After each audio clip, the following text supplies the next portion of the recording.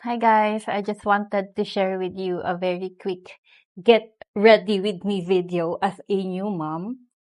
So I only use 2 items. Pares BLK by accident. Yes. First is the concealer. So medyo tinatago ko lang. Ay, ang hirap pala mag-makeup gamit yung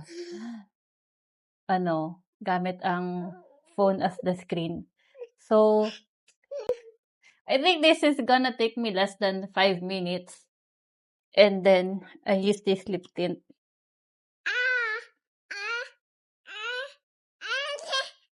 So, pag nalagay ko na yung lip tint ko, I usually, consider that as a sign na medyo nag-set na ng konti yung concealer ko. Wait lang, anak. Yan, gusto niya talagang ma-involve. So, but that's normal.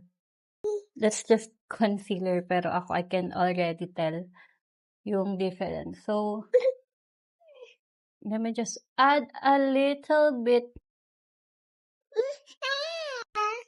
more. Cut off yung video. So, this is how I look like in the end after I do my 2 to 3 minutes makeup routine a week ago.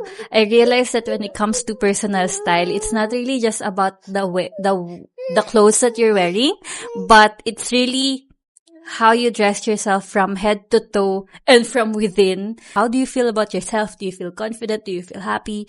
That you don't really need a lot of makeup to be able to feel good about yourself. So ako, I just use those 2 items and that's good enough because that's how we do it as Filipinos. That's how our moms did it. That's how my sister did it and it's fine.